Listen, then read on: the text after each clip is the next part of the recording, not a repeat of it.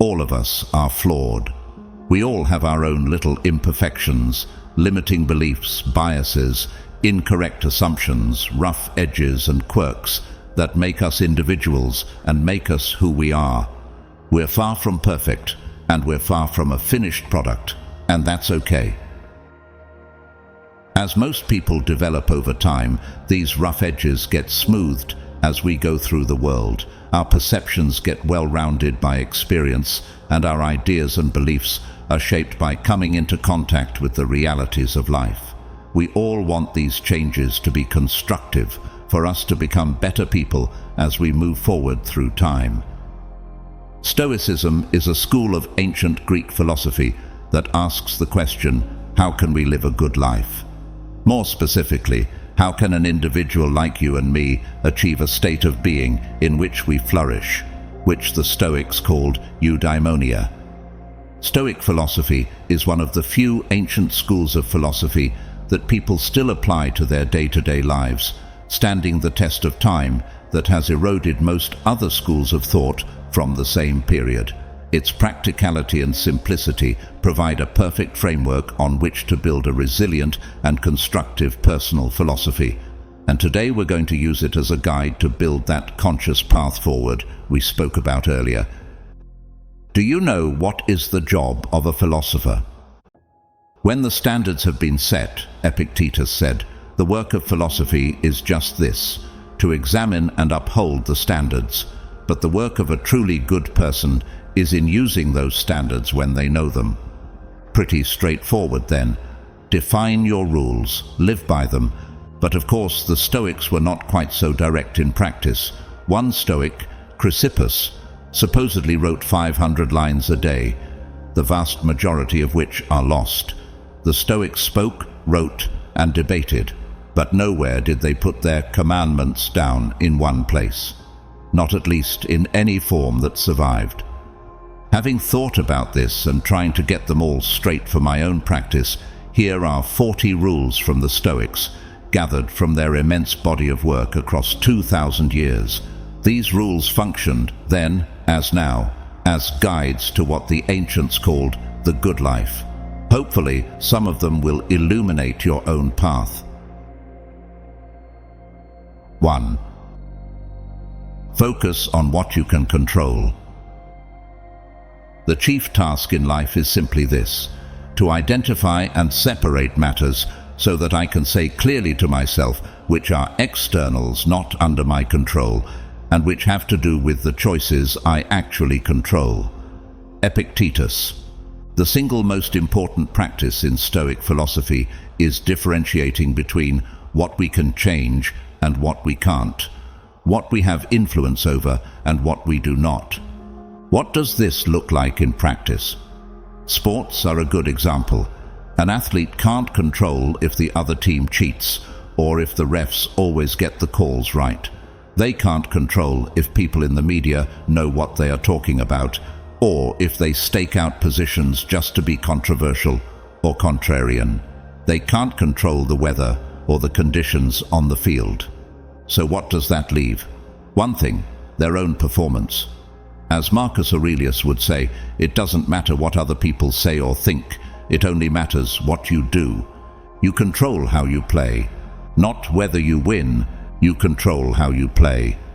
Not if people respect you, you control how you play. Not if the crowd cheers you on, you control how you play. That's it. Focus on what's in your control, nothing else. Put it into practice. Think for 5 minutes about your current problems and separate them into 2 categories. 1, what is in your control, and 2, what is out of your control. Now only focus on what's in your control. 2. You control how you respond to things. While we may not completely control some elements, we have varying degrees of influence. Stoicism encourages actively directing our time, energy, and resources onto anything within our influence, rather than dwelling on helplessness. For example, we cannot fully control whether it rains or not, but we have some influence on preparations for the weather. We can achieve better outcomes aligned with our values by leveraging these spheres where we have agency, however limited.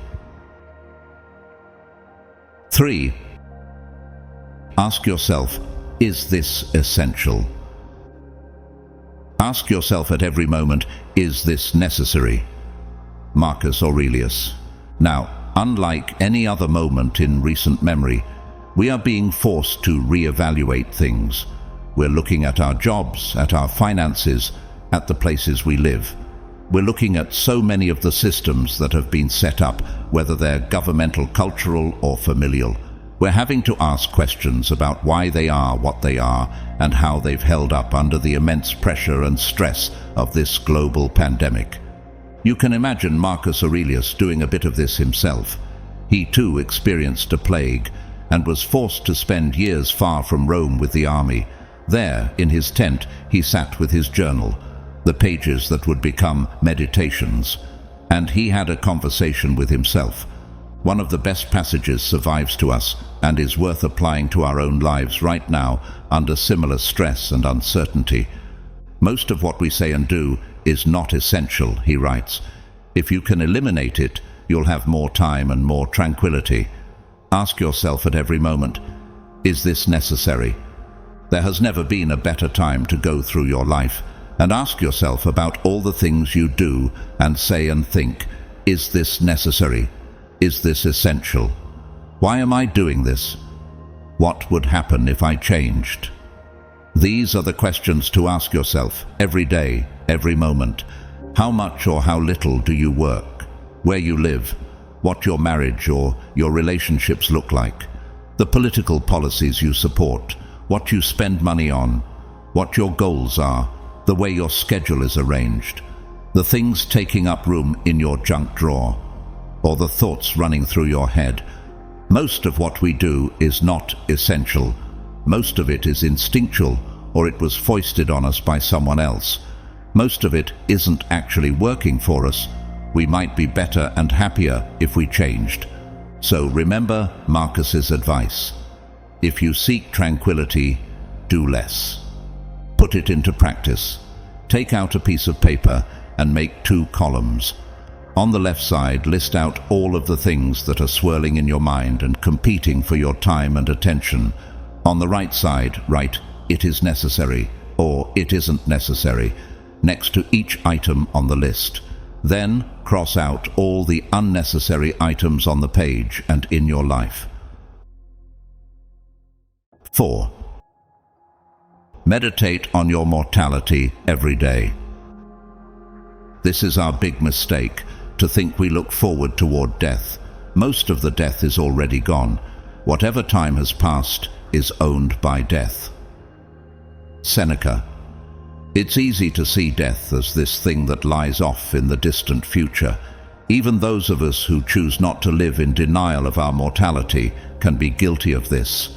We think of dying as an event that happens to us. It's stationary, whatever date it will happen at, and we're moving towards it, slowly or quickly, depending on our age and health. Seneca felt that this was the wrong way to think about it, that it was a mistaken view that enabled many bad habits and much bad living. Instead, he said, death was a process. It was happening to us right now. We are dying every day, he said. Even as you read this email, time is passing that you will never get back. That time, he said, belongs to death. Powerful, right? Death doesn't lie off in the distance. It's with us right now. It's the second hand on the clock. It's the setting sun. As the arrow of time moves, death follows, claiming every moment that has passed. What ought we do about it? The answer is live. Live while you can. Put nothing off. Leave nothing unfinished. Seize it while it still belongs to us. Memento mori. Put it into practice. Spend 5 minutes meditation on your mortality, on how brief your existence is. Then, as Marcus Aurelius would say, let the thought of your mortality determine everything you do and say and think. 5. Value time more than money possessions. Stoics train attention on making the most of the given moment rather than getting tied to past regrets or future fears. Unlearning habit loops that chain reactions between an unchangeable past and uncertain future bring awareness to the present. Along with contemplative practices like negative visualization that reveal life's fragility, each moment becomes saturated with depth, meaning, and true fulfillment. 6. You are the product of your habits. Well-being is attained by little and little, and nevertheless is no little thing itself. Zeno. Seneca wrote a lot of letters to his friend Lucilius. We don't know a lot about Lucilius, only that he was from Pompeii. He was a Roman knight. He was the imperial procurator in Sicily, then its governor, and he owned a country villa in Ardea. For all his success, though, we get the sense that he struggled with many of the things we all struggle with: anxiety, distraction, fear, temptation, self-discipline. So it's good that he had a friend like Seneca, someone who cared about him, told him the truth and gave him advice. One of the best pieces of advice from Seneca was actually pretty simple. Each day, he told Lucilius, you should acquire something that will fortify you against poverty, against death, indeed against other misfortunes as well. 1 gain per day, that's it. This is the way to curb our procrastinating tendencies, remembering that incremental, consistent, humble, persistent work is the way to improvement. Your business, your book, your career, your body, it doesn't matter. You build them with little things day after day. Arnold Schwarzenegger is a filmmaker, entrepreneur, author, former governor, professional bodybuilder, and father of 5. He's also a fan of the Stoics and said in a video to people trying to stay strong and sane during the pandemic, just as long as you do something every day, that is the important thing. Whether it's from Seneca or Arnold, good advice is good advice and truth is truth. One thing a day adds up. One step at a time is all it takes. You just got to get one small win, and the sooner you start, the better you'll feel and be. Put it into practice. Pick a project you are either currently working on or want to get started. What is the smallest step you can take to move that project forward, to complete that step? 7. Remember, you have the power to have no opinion. At its core, Stoicism teaches the importance of focusing on what is within our control and accepting what is not. In this vein, having no opinion can be seen as a practice of detachment rather than ignorance or apathy. By recognizing that external events are beyond our control, Stoicism encourages individuals to cultivate inner tranquility and resilience. In essence, having no opinion can be interpreted as a conscious choice to refrain from being emotionally invested in matters that are outside of one's influence. This doesn't imply passivity, but rather a deliberate decision to conserve mental energy and maintain equanimity in the face of life's uncertainties. 8. Own the morning. At dawn, when you have trouble getting out of bed, tell yourself, I have to go to work. As a human being, I'm going to do what I was born for. Or is this what I was created for? To huddle under the blankets and stay warm. Marcus Aurelius. One of the most relatable moments in Marcus Aurelius's meditations is the argument Marcus Aurelius has with himself in the opening of Book 5. It's clearly an argument he's had with himself many times, on many mornings, as have many of us. He knows he has to get out of bed, but so desperately wants to remain under the warm covers. It's relatable, but it's also impressive. Marcus didn't actually have to get out of bed. He didn't really have to do anything. One of his predecessors, Tiberius, basically abandoned the throne for an exotic island. Marcus's adopted great-grandfather Hadrian hardly spent any time in Rome at all. The emperor had all sorts of prerogatives, and here Marcus was insisting that he rise early and get to work. Why? It's because Marcus knew that winning the morning was key to winning the day and winning at life. He wouldn't have heard the expression that the early bird gets the worm, but he was well aware that a day well begun is half done. But it begs the question, what does winning the morning look like? What should one do after they wake up early? From the Stoics we glean 3 habits that make the morning a success. Journal, take a walk, do deep work. Let's look at each of those individually. Journal, take a walk, do deep work. 9. Put yourself up for review. Interrogate yourself. Putting oneself up for review or interrogating oneself through the lens of Stoicism involves a deep introspection aimed at understanding one's thoughts, actions and emotions in alignment with Stoic principles. This process involves rigorous self-examination to cultivate self-awareness, identify areas for improvement, and strengthen one's resilience and virtue. Firstly, a Stoic interrogation involves questioning one's judgments and reactions to external events. Instead of allowing emotions to dictate responses, one evaluates whether their reactions are by reason and virtue. For instance, rather than succumbing to anger or frustration when faced with adversity, Stoicism prompts individuals to assess whether their response is guided by wisdom, courage, justice, and temperance. Secondly, self-interrogation in Stoicism involves scrutinizing one's desires and attachments. By examining desires through the lens of Stoic teachings, individuals can discern between what is within their control and what is not. This enables them to detach from fleeting pleasures and external outcomes, focusing instead on cultivating inner tranquility and moral excellence. Furthermore, Stoic self-interrogation encourages individuals to reflect on their character and moral integrity. By assessing their actions against Stoic virtues, individuals can strive for greater alignment with principles such as honesty, integrity, and kindness. 10.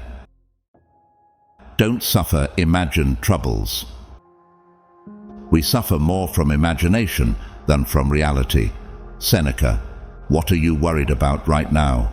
Your job, your family, your future, your health? You're not crazy to worry. Bad things could happen related to any of them.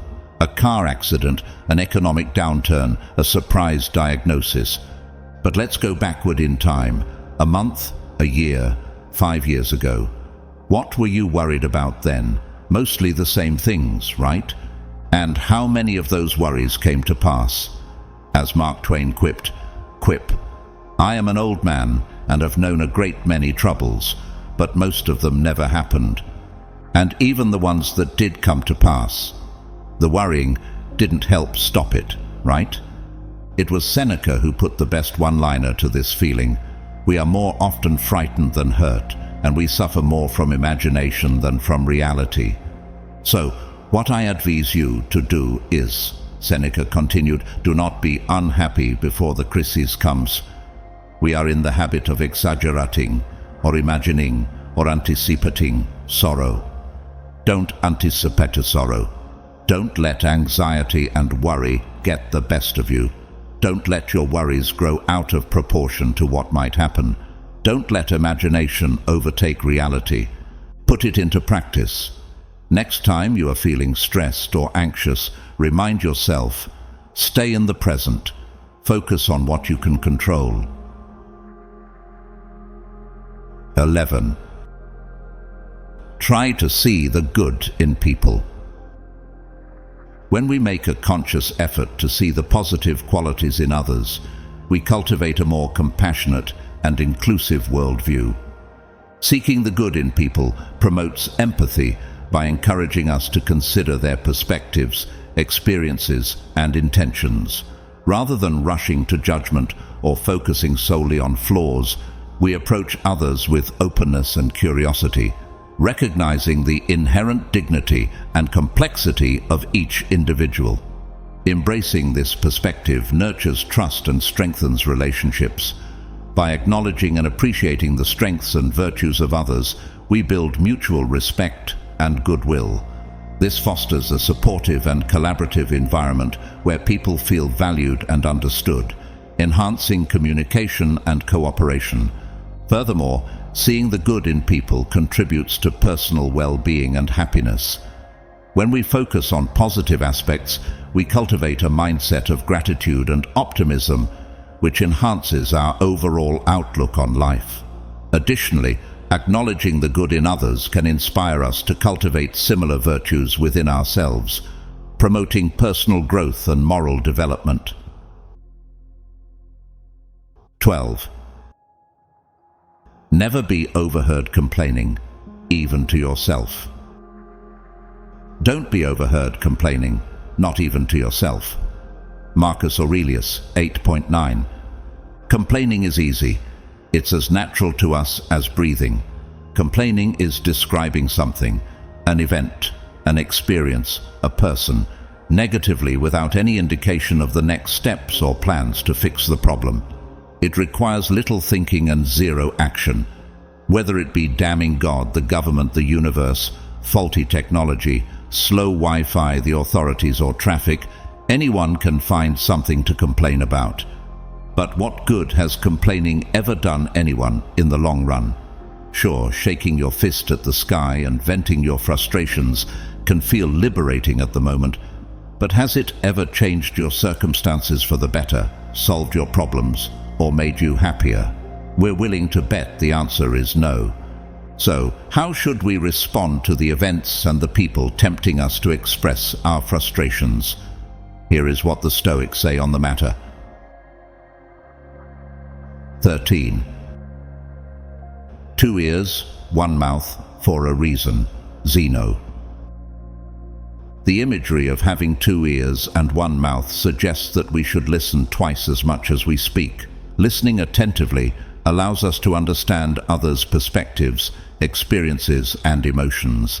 It fosters genuine connections and meaningful interactions by demonstrating respect and validation for the thoughts and feelings of others. Moreover, listening enables us to learn and grow. By actively engaging with different viewpoints and experiences, we expand our understanding of the world and enrich our perspectives.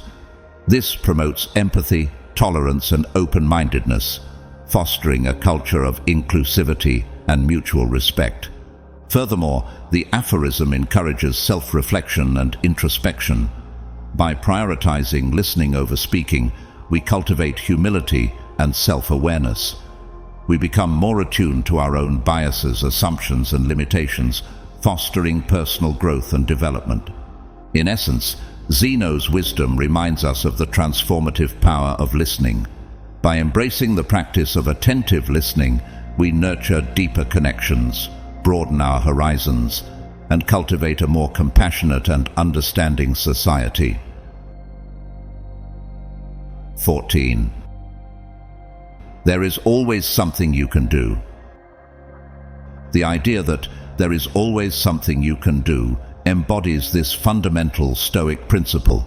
Regardless of the circumstances we encounter, Stoicism teaches that we retain agency over our thoughts, actions, and attitudes. While we may not have control over external events or outcomes, we possess the power to choose our responses and behaviors. This perspective encourages proactive problem-solving, resilience, and perseverance. Instead of succumbing to despair or resignation, Stoicism urges us to seek out actionable steps, no matter how small, that align with our values and goals. Whether it involves adapting our mindset, seeking support, or taking practical measures, there is always some course of action available to us. By embracing this Stoic mindset, we cultivate a sense of empowerment, purpose, and inner strength, enabling us to navigate life's challenges with courage and integrity. 15. Don't compare yourself to others. Comparing oneself to others is a common habit deeply ingrained in human nature. often fueled by societal pressures, social media, and personal insecurities. However, adopting the mindset of not comparing oneself to others can be liberating and conducive to personal growth and well-being. Firstly, when we refrain from comparing ourselves to others, we acknowledge and embrace our unique individuality. Each person has their strengths, weaknesses, experiences, and journey in life. Recognizing this diversity allows us to appreciate our path and accomplishments without feeling diminished by the achievements of others. Moreover, avoiding comparison fosters a mindset of self-compassion and acceptance. Constantly measuring ourselves against others can lead to feelings of inadequacy, jealousy, and low self-esteem. By focusing inward and practicing self-acceptance, we cultivate a sense of worthiness and contentment rooted in our intrinsic value rather than external validation. Furthermore, refraining from comparison promotes authentic self-development. Instead of striving to meet arbitrary standards set by others, we can direct our energy towards pursuing goals and aspirations that align with our values and aspirations. This empowers us to cultivate our unique talents, pursue meaningful endeavors, and realize our full potential. 16. Speak with the dead. The founder of Stoicism, Zeno, was a young man when he was given a cryptic piece of advice. To live the best life, the oracle told Zeno, you should have conversations with the dead. What does that mean? Like with ghosts and goblins? Go spend time chatting in a cemetery? No, of course not. The oracle was talking about reading, because it's through books that we really talk to people who are no longer with us. Their bodies may be rotting in the ground or long since turned to dust, but in the pages of a book, they are alive and well. Harry Truman was one of the greatest readers to ever occupy the White House. As a friend observed to Harry, history was the men who made it, and he spoke of Marcus Aurelius or Henry of Navarre or old Tom Jefferson or old Andy Jackson as if they were friends and neighbors with whom he had only recently discussed the affairs of the day, their day. When Truman said that not all readers are leaders, but all leaders are readers, we felt like he was talking to us. We built our daily Stoic Read to Lead challenge around that piece of advice from him, as if he was still here, not dead for nearly 50 years. That's the beauty and the power of books. They can bring the past to life, and they can annex, as Seneca said, all ages into your own. You can put yourself in the same room as Lincoln. You can chat with Shakespeare. You can be inspired by Portia Cato. To do this isn't scary, in fact, it's the opposite. It's incredibly reassuring because it means you have permanent access to the wisest men and women who ever lived. It's also an incredible opportunity to learn, to ask questions, to be taught. If there is anything at all scary about this, it's that millions of people decline to do this every day, day after day, for the balance of their natural lives. They reject this superpower. They decide to be illiterate. They ignore the deed, choosing to listen to the chattering voices on their television and their Twitter feed. Be smart, be brave, and talk to the dead. Put it into practice. Read for 30 minutes today and every day. 17. The best revenge is not to be like that. Marcus Aurelius. Marcus Aurelius encapsulates a profound truth in his statement, "The best revenge is not to be like that." This philosophy embodies the Stoic principle of responding to adversity with wisdom and virtue, rather than succumbing to vengeful or vindictive impulses. Instead of seeking retribution or harboring resentment towards those who wrong us, Aurelius advocates for a higher path of integrity, compassion, and self-mastery. By refusing to stoop to the level of those who have harmed us, we transcend the cycle of negativity and preserve our own moral integrity. This approach reflects a deep understanding of the destructive nature of revenge, which often perpetuates further harm and suffering. Instead, Aurelius invites you to rise above petty grievances and cultivate inner peace and resilience. By embodying the virtues of forgiveness, empathy, and inner strength, we not only liberate ourselves from the burden of bitterness, but also inspire others to follow a path of dignity and grace. 18. Be strict with yourself and tolerant of others. Be tolerant with others and strict with yourself. Marcus Aurelius. Cato hated excess. He hated finery. He hated luxury. He thought to indulge in such things as weakness and stupidity. And so, what did Cato think of his brother, who was far less strict about these things? He loved him. In fact, he worshipped him.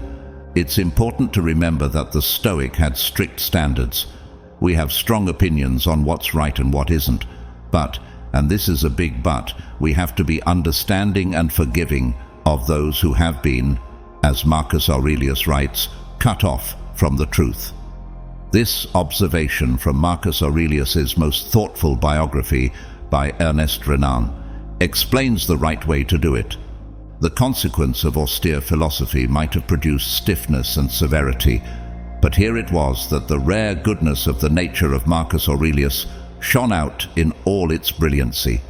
His severity was confined only to himself. That's exactly the key.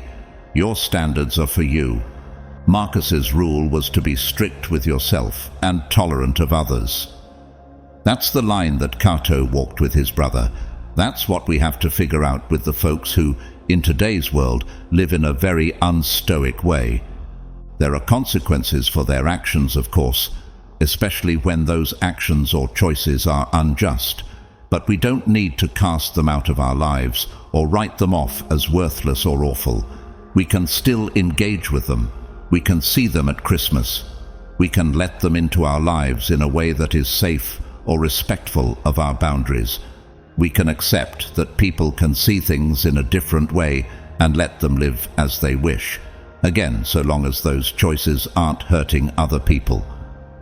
We can, to borrow an old expression, hate the sin while still loving the sinner. Because what they do and how they act is not up to us. The good we choose to still see in them, that's in our control. Put it into practice.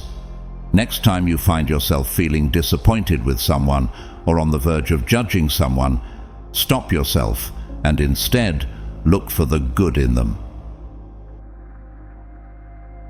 19. Don't let your emotions control you. Remember earlier when we talked about the things that we can and can't control? The long and short of it is that we can't control external events. We can only control our thoughts, actions, words, beliefs, opinions, impressions, etc. We often think of our emotions as something that happens to us, but the truth is that our emotions come from within. Both happiness and unhappiness depend on perception. Marcus Aurelius. This means that we can control our emotions. For the record, this doesn't mean suppressing your emotions and pretending they don't exist. But we can become self-aware. We can recognize that our emotions are internal and not external. Our anger and annoyance are more detrimental to us than the things themselves which anger or annoy us. Marcus Aurelius. We can recognize that our emotions and what our emotions lead us to say and do are often more harmful to us, as Marcus Aurelius points out, than the event that actually made us emotional in the first place. Any person capable of angering you becomes your master. Epictetus. When you have an emotional reaction to what someone else says and has done, you're letting them control you. Once you realize that you don't have to let your emotions control you, you can radically change your day-to-day experience. 20. Make beautiful choices. If your choices are beautiful, so too will you be. Epictetus. Epictetus said that the root of beauty was beautiful choices. He was talking less of physical beauty, one imagines, than of true beautiful human behavior, but actually it applies to both. A stunning woman whose looks are the result of her vanity and self-obsession will be rather unattractive when you get to know her. A man with strapping muscles acquired through steroids and a neglect of all other concerns is not really that impressive. Beauty, then, is difficult to separate from the intention, the choices which create it. So, if you'd like to look better, that gives you a good place to start, in your choices, but also in your motivations and intentions. It's the decision to get out of bed early and go for a run, so you can be around to see your children grow up, not so you can look good in the mirror. Do your makeup because it gives you confidence. The ritual of applying it is some quiet time to yourself, not to cover up your flaws. Hire a trainer because you want to learn the discipline of weightlifting or boxing, not because you just want someone to tell you what to do.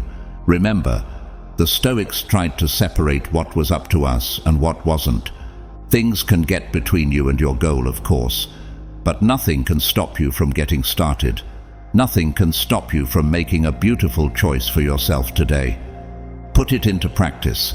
Every time you are faced with a choice today, between walking the 15 minutes or taking an Uber, between picking up the phone to have the difficult conversation or leaving it to an email, between taking responsibility or hoping it goes unnoticed, choose the more difficult option, the option that challenges you the most.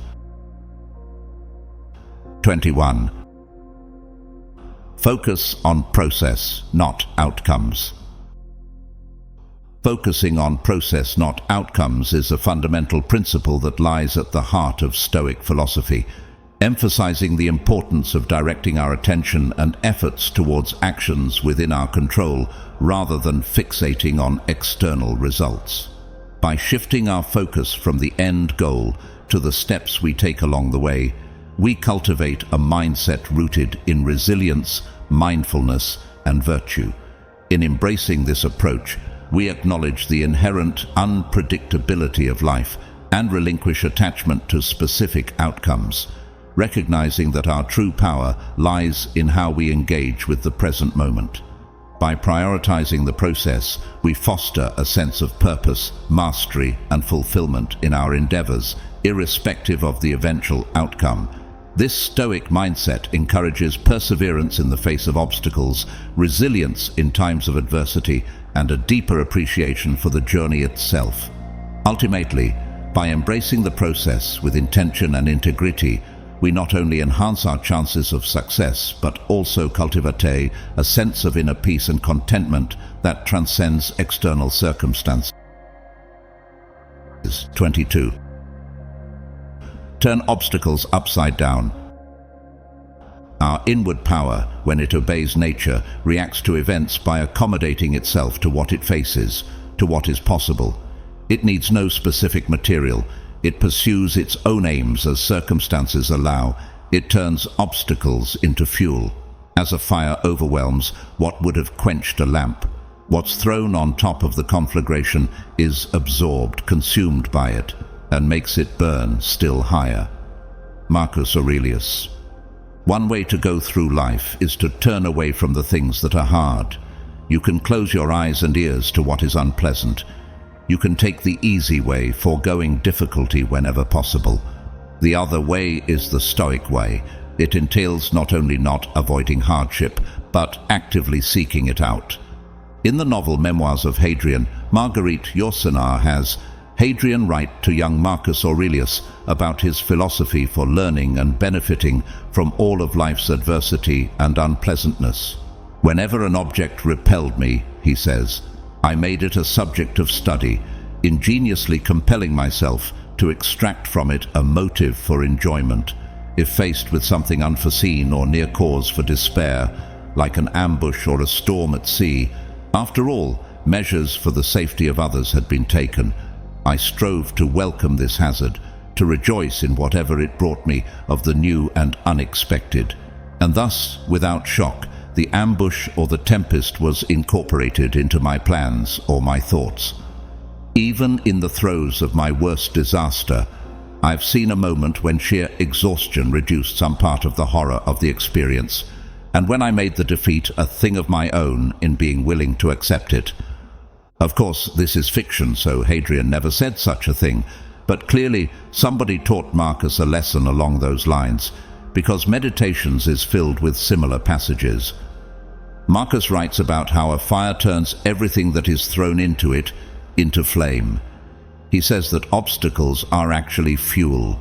The impediment to action advances action. He writes, what stands in the way becomes the way. It's a beautiful way to approach the world, and ultimately the only one suited for our unpredictable and stressful times. Take someone like Laura Ingalls Wilder, who had a hardscrabble existence. From the Kansas prairies to the backwoods of Florida, she and her family eked out a life in some of the most unforgiving environments on the planet. She endured and eventually thrived, despite this, due primarily to her Stoic optimism. There is good in everything, she later wrote, if only we look for it. To avoid difficulty would mean a complete retreat from life. It would mean hiding in ignorance. Worse, this would make you dreadfully vulnerable to crisis if it did ever find you. Instead, we must strive, as Hadrian said, to welcome hazards. We can rejoice in the unexpected and even turn failure into something by deciding to own it. We can learn from unpleasantness and even soften our aversions. This will not be easy, but that's fitting, isn't it? We are not naturally attracted to obstacles, which is precisely why we must work on finding out how to like them. This is the way. Put it into practice. Face today in the spirit of Laura Ingalls Wilder. Look for the good in everything. 23. Find a way to love everything that happens. Amor fati. Do not seek to have events happen as you want them, but instead want them to happen, and your life will go well. Epictetus. The great German philosopher Friedrich Nietzsche would describe his formula for human greatness as amor fati, a love of fate. That one wants nothing to be different, not forward, not backward, not in all eternity, not merely bear what is necessary, still less conceal it, but love it. The Stoics were not only familiar with this attitude, but they embraced it. 2,000 years earlier, Marcus Aurelius would say, "A blazing fire makes flame and brightness out of everything that is thrown into it." Stuff goes wrong. It's a fact of life. As Seneca said, fortune behaves just as she pleases. His own life was proof of that. A health flare-up disrupted his career. An emperor exiled him. He clawed his way back, only to have it happen again. Nearly all of this was out of Seneca's control. The only part that was up to him was how he chose to see these events and what he chose to do with them. He chose to see them as a good thing. He chose to use them. He chose to dye these events with his own color. Jocko Willink, in his famous viral speech, explains how we do this, how we can see everything that happens to us as good. Oh, the mission got cancelled. Good. We can focus on another one. Didn't get the new high-speed gear we wanted. Good. We can keep it simple. Didn't get promoted. Good. More time to get better. Didn't get funded. Good. We own more of the company. Didn't get the job you wanted. Good. Go out, gain more experience, and build a better resume. Got injured? Good. Needed a break from training. Did you get tapped out? Good. It's better to tap out in training than tap out on the street. Got beat? Good. We learned. Unexpected problems? Good. We have to figure out solutions. This is a Stoic prescription. This is the Stoic prescription. It's also the prescription for leadership, entrepreneurship, for resiliency. Life throws stuff at you. You are the one who decides to lay down and let it bury you, or to make hay out of it. You are the one who decides whether to bury your head in the sand and hope it goes away, or to look it square in the eye, as bad as it is, and say, good. These are your choices, and choosing rightly, choosing to see the bad things as ultimately good, is all you can do. It's what you must do. because people are depending on you, because you believe in your ability to make it good, because you have but one life to live. Amor fati. Put it into practice. Today, whenever something bad happens, respond to it with good, and then see how you can turn it into a positive. 24. Seek out challenges. Seeking out challenges is a cornerstone of personal growth and resilience, reflecting a mindset deeply rooted in Stoic philosophy. Rather than avoiding difficulty or discomfort, embracing challenges allows individuals to confront their limitations, expand their capabilities, and cultivate inner strength. In the Stoic tradition, challenges are viewed as opportunities for growth and self-discovery, providing a pathway to greater wisdom and virtue. By willingly engaging with adversity, individuals develop resilience, perseverance, and courage, qualities essential for navigating life's inevitable ups and downs. Moreover, confronting challenges fosters a sense of empowerment and agency, as individuals recognize their capacity to overcome obstacles and shape their own destinies. Instead of shying away from difficulty, Stoicism encourages us to embrace challenges as catalysts for personal transformation, enabling us to unlock our full potential and lead lives of purpose and fulfillment. 25. Don't follow the mob. Don't follow the mob serves as a potent reminder within Stoic philosophy to maintain the autonomy of thought and action, resisting the influence of societal pressures and conformity. In a world often driven by herd mentality and external validation, Stoicism emphasizes the importance of independent judgment and moral integrity. Rather than blindly conforming to prevailing opinions or trends, individuals are encouraged to cultivate their own principles, values, and beliefs based on reason and virtue. By resisting the pull of the crowd, individuals retain the freedom to pursue their own path, make decisions aligned with their conscience, and uphold their sense of dignity and authenticity. Moreover, eschewing the herd mentality fosters resilience and inner peace, as individuals are liberated from the anxieties and insecurities that accompany social comparison and approval-seeking behavior. In embracing the Stoic admonition to not follow the mob, individuals assert their autonomy and embrace the responsibility to live according to their own moral compass, regardless of external pressures or expectations. 26. Grab the smooth handle. Grab the smooth handle is a metaphorical concept within Stoic philosophy that encourages individuals to focus on what is within their control and accept what is not, just as one would grasp the smooth handle of a tool. Stoicism teaches us to direct our efforts towards actions and decisions that are within our power to influence, while letting go of concerns beyond our control. This principle underscores the importance of rationality, resilience, and emotional mastery in navigating life's challenges.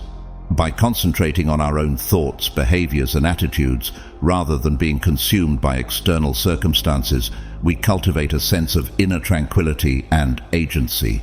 Embracing the smooth handle empowers us to respond to adversity with equanimity and wisdom, recognizing that our true strength lies in how we choose to engage with the present moment. In essence, by seizing the smooth handle, we embody the essence of Stoic philosophy, finding liberation and peace amidst the unpredictability of life's circumstances. 27. Every person is an opportunity for kindness. Seneca. Seneca encapsulates a profound truth in his assertion that every person is an opportunity for kindness. This principle speaks to the core of Stoic ethics, emphasizing the importance of compassion, empathy, and altruism in our interactions with others. By viewing each individual as a potential recipient of kindness, we recognize the inherent dignity and worth of every human being, regardless of their background, beliefs, or circumstances.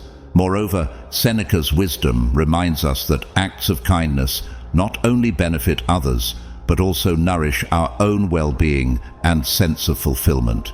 By extending kindness towards others, we cultivate a deeper connection to our shared humanity and contribute to a more compassionate and harmonious society. Ultimately, Seneca's insight challenges us to embody the virtues of generosity and empathy in our daily lives, recognizing the transformative power of kindness to uplift, heal, and inspire both ourselves and those around us. 28. Say no a lot. The Stoic philosophy advises the practice of saying no, and doing so frequently as a means of maintaining personal integrity, prioritizing what truly matters, and preserving inner tranquility. In a world inundated with distractions, demands, and obligations, the ability to say no empowers individuals to guard their time, energy, and values. By exercising discernment in what they commit to, Stoics avoid spreading themselves too thin and risking the erosion of their well-being and priorities. Saying no liberates individuals from the tyranny of people-pleasing and the fear of disappointing others, enabling them to live in alignment with their true selves and principles. Moreover, the practice of saying no fosters self-respect, self-care, and authenticity as individuals honor their boundaries and assert their autonomy in choosing how to invest their resources. Embracing the Stoic injunction to say no liberally is not an act of selfishness, but rather an affirmation of one's values, autonomy, and commitment to leading a life of meaning and purpose. 29. Don't be afraid to ask for help.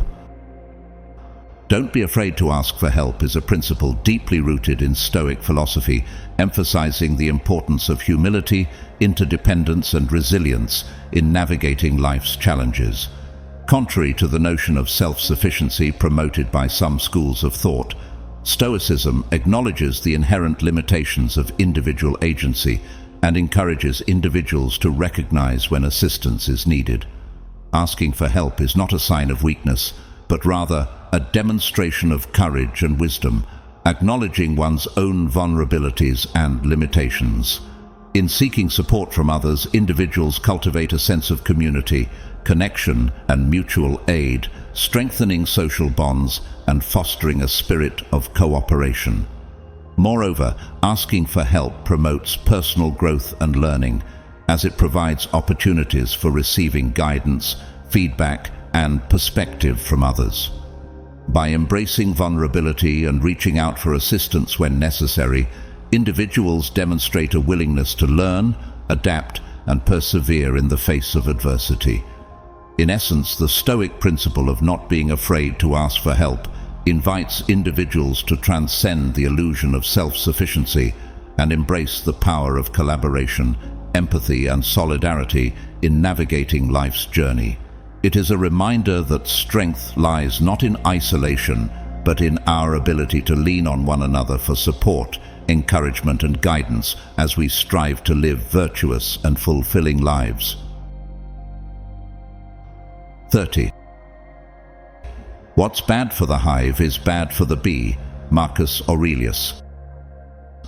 Marcus Aurelius's aphorism, "What's bad for the hive is bad for the bee," encapsulates a profound insight into the interconnectedness of individuals and society within Stoic philosophy.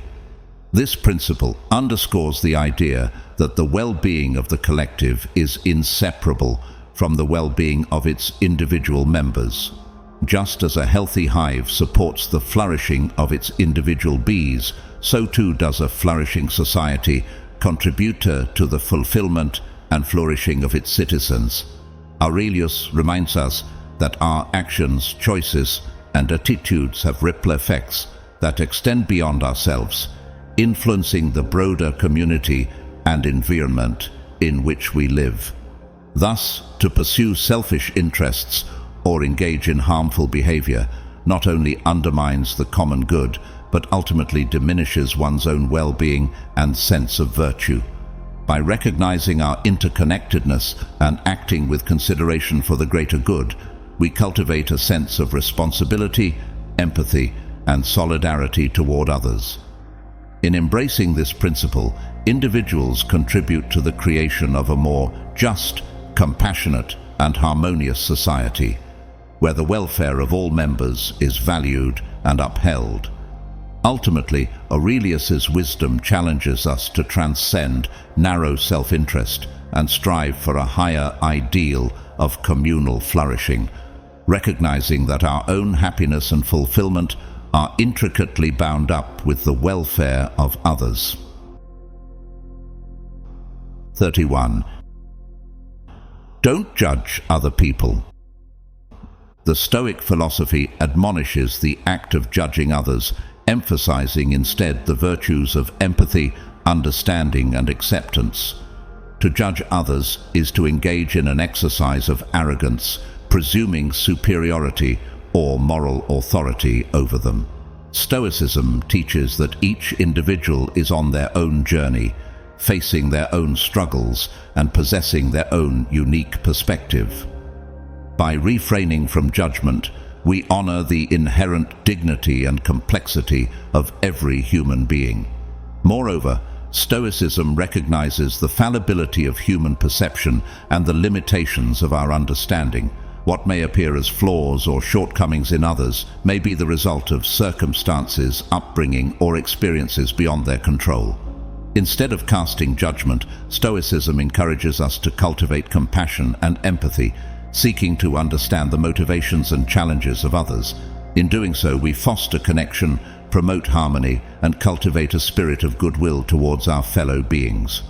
By embracing the Stoic injunction to refrain from judgment, we not only free ourselves from the burden of negativity and prejudice, but also contribute to the creation of a more compassionate and understanding society. Ultimately, the practice of non-judgment aligns with the Stoic ideal of living in accordance with nature, recognizing the inherent worth and interconnectedness of all living beings. 32. Forgive, forgive, forgive. Stoicism calls for forgiveness. Remind yourself of the ignorance of the wrongdoers.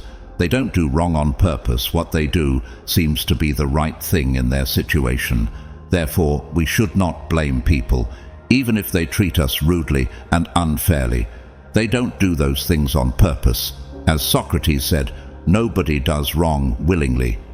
We must be patient with these people. It's our special privilege, says Marcus, to love even those who stumble. Be forgiving, even if others aren't. You lead by example, knowing that they don't see what you see. In a sense, the Stoics view stumbling people as misguided and lacking in wisdom, more like children than malicious people. So, who are we to blame them? The only appropriate response is compassion and forgiveness. Don't wish for people not to do wrong, rather wish for the strength to be tolerant and forgiving. Wherever there is a human being, there is an opportunity for kindness, says Seneca. If you want to be your best, kindness is a great value to develop, and nothing can hinder you from being kind.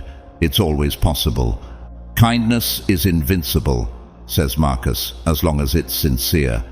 For what can even the most malicious person do if you keep showing kindness? Most rudeness, meanness, and cruelty are a mask for deep-seated weakness, says Ryan Holiday. Kindness in these situations is only possible for people of great strength. Show your strength. Freely forgive the wrongs of others and be kind. 33. Journal. A Stoic journal serves as a powerful tool for personal growth, self-reflection, and mindfulness in alignment with Stoic philosophy. This journaling practice involves recording daily thoughts, experiences, and reflections through the lens of Stoic principles such as virtue, resilience, and acceptance. By committing thoughts to paper, individuals gain clarity, insight, and perspective on their emotions and reactions to external events. Moreover, a Stoic journal encourages the cultivation of gratitude, resilience, and inner peace by focusing on what is within one's control and letting go of what is not. It serves as a repository for lessons learned, goals set, and progress made on the journey towards wisdom and self-improvement. Through regular journaling, individuals deepen their understanding of Stoic teachings and integrate them into their daily lives, fostering greater resilience, tranquility, and well-being. Ultimately, a Stoic journal becomes a sacred space for introspection, growth, and transformation, guiding individuals toward a more meaningful and fulfilling existence. 34. Prepare for life's inevitable setbacks, premeditatio malorum. Stoicism offers the concept of premeditatio malorum, or the premeditation of evils, as a powerful tool for preparing oneself to face life's inevitable setbacks. This practice involves anticipating and mentally preparing for the challenges, adversities, and hardships that may arise in the course of one's life. Rather than being caught off guard or overwhelmed by unexpected difficulties, premeditatio malorum encourages individuals to cultivate resilience, equanimity, and fortitude in the face of adversity. By mentally rehearsing potential hardships, individuals develop a sense of emotional resilience and psychological preparedness, enabling them to respond to setbacks with clarity, composure, and strength. Moreover, premeditatio malorum fosters a mindset of acceptance and adaptability, recognizing that adversity is an inherent part of the human experience. Instead of resisting or avoiding challenges, Stoicism teaches us to embrace them as opportunities for growth, learning, and self-discovery. In embracing the practice of premeditatio malorum, individuals cultivate a sense of inner peace and empowerment, knowing that they have the strength and resilience to weather life's storms and emerge stronger on the other side. Ultimately, premeditatio malorum serves as a potent reminder of the Stoic principle of living in accordance with nature, accepting the inevitability of adversity, and finding meaning and purpose in the face of life's challenges. 35. Look for the poetry in ordinary things. Stoicism, often associated with rationality and resilience, also encourages individuals to find beauty and meaning in the ordinary moments of life. The Stoic principle of looking for poetry in ordinary things invites us to cultivate a sense of mindfulness, gratitude, and appreciation for the simple pleasures that surround us. By embracing this practice, we learn to see the extraordinary within the mundane, finding solace, inspiration, and wonder in the everyday experiences that often go unnoticed. Whether it's the warmth of sunlight on our skin, the sound of rain tapping against the window, or the sight of a loved one's smile, Stoicism teaches us to savor these moments and find joy in the present. In doing so, we cultivate a deeper connection to the world around us and foster a sense of contentment and fulfillment that transcends material wealth or external achievements. Moreover, by seeking out the poetry in ordinary things, we cultivate a mindset of resilience and perspective, recognizing that beauty and meaning can be found even in the midst of adversity or hardship. Ultimately, the practice of looking for poetry in ordinary things enriches our lives, nourishing our souls and reminding us of the inherent richness and wonder of the human experience. 36. To do wrong to one is to do wrong to yourself. Sympathetic. To do wrong to one is to do wrong to yourself encapsulates the concept of sympatheia within Stoic philosophy, highlighting the interconnectedness and interdependence of all beings. This principle teaches us that harming others ultimately harms ourselves. as we are all part of the same cosmic web of existence. When we inflict harm or injustice upon another individual, we disrupt the harmony of the universe and diminish our own moral integrity. Sympathetic calls upon us to cultivate empathy, compassion, and altruism towards others, recognizing their inherent worth and dignity as fellow beings. By treating others with kindness, respect, and fairness, we not only uphold our own moral principles, but also contribute to the well-being and flourishing of the collective. In embracing the principle of sympathy, Stoicism offers a profound reminder of our interconnectedness and shared humanity, guiding us towards a life of virtue, harmony, and mutual respect. 37. Accept success without arrogance and handle failure with indifference. To accept it without arrogance, to let it go with indifference. Marcus Aurelius. Marcus Aurelius had an interesting metaphor. He believed that a man, an emperor, a soldier, everyone, was like a rock. Throw the rock up in the air, he said, and it loses nothing by coming down and gains nothing by going up. The rock stays the same. We can imagine his own life mirroring this analogy. He was an ordinary man plucked by Hadrian to become emperor, yet he could have been equally dethroned at any moment as well, and late in his reign nearly was. Did this change who Marcus was? Did it mean he was better or worse than other people? No, he was still the same rock. And so are you. Whether you have a day that begins with a promotion or ends with a firing, you're the same. Whether you win the lottery or file for bankruptcy, whether you address a crowd of thousands or have trouble getting your calls returned. The question is how we're going to respond to these swings of fate, if we can follow the lines of Kipling's classic poem, If you can meet with triumph and disaster, and treat those two impostors just the same, you're the same. Success or failure, highs and lows, they don't change you. They are outside you. These are different. You stay the same. Put it into practice. Greet anything and everything that life throws at you today, the highs and the lows, the same way. Put it into practice.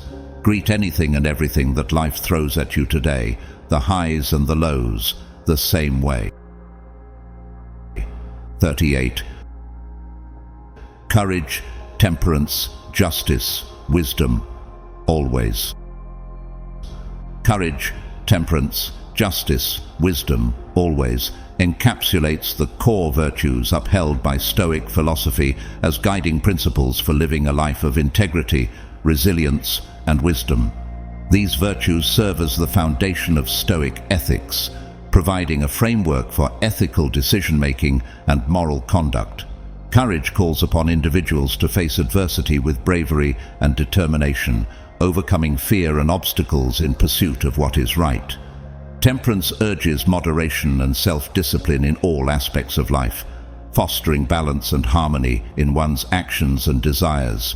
Justice demands fairness, empathy, and compassion towards others, promoting social harmony and equity. Wisdom, the pinnacle of Stoic virtue, encompasses rationality, self-awareness, and sound judgment, guiding individuals toward a life of meaning and purpose. Together, these virtues form the cornerstone of Stoic philosophy, guiding individuals toward a life of moral excellence, inner peace, and flourishing. By embodying these virtues in thought and action, Stoicism offers a path to fulfillment and resilience amidst the challenges and uncertainties of life. 39. Ego is the enemy. Ego is the enemy, warning against the destructive influence of pride, arrogance, and self-absorption. In the Stoic tradition, ego represents the tendency to prioritize one's own desires, opinions, and interests above those of others, leading to discord, suffering, and moral decay. By succumbing to ego-driven impulses, individuals become blinded to reality, lost touch with their true selves, and alienate themselves from others. Ego breeds a sense of entitlement, insecurity, and resentment, hindering personal growth and fostering disharmony in relationships. Stoicism teaches us to transcend ego by cultivating humility, self-awareness, and empathy. By acknowledging our own limitations and interconnectedness with all beings, we overcome the illusion of separateness and ego-driven desires. In doing so, we free ourselves from the shackles of ego and embrace a life of virtue, integrity, and compassion. Ultimately, ego is the enemy, reminds us that true fulfillment and flourishing come not from self-aggrandizement, but from self-transcendence and the pursuit of excellence in service to others and the greater good. 40. Stillness is the key. Stillness is the key, emphasizing the importance of inner tranquility, mindfulness, and equanimity in navigating life's challenges. In a world characterized by constant noise, distraction, and busyness, Stoicism teaches us the value of cultivating a sense of inner calm and serenity amidst the chaos. Stillness allows us to quiet the mind, center ourselves, and connect with our true essence. It enables us to gain clarity, insight, and perspective, facilitating wise decision-making and discernment. By cultivating stillness, we develop resilience in the face of adversity, learning to respond to life's ups and downs with grace and composure. Moreover, stillness fosters a deeper connection to ourselves and the world around us, enabling us to live with greater authenticity, presence, and purpose. In embracing the principle that stillness is the key, Stoicism offers a pathway to inner peace, fulfillment, and flourishing amidst the tumult of existence. Finally, we'll leave you with the one rule that captures all the rules. It comes from Epictetus. Don't explain your philosophy, embody it. Don't talk about it, be about it. The whole point of Stoicism is what you do. It's who you are. It's the act of virtue, not the act of talking about virtue, or reading about it, or writing about it. It's about embodying your rules and principles. Let your actions speak for you. So, Marcus Aurelius reminded himself, and now us, waste no more time talking about what a good man is like. Be one.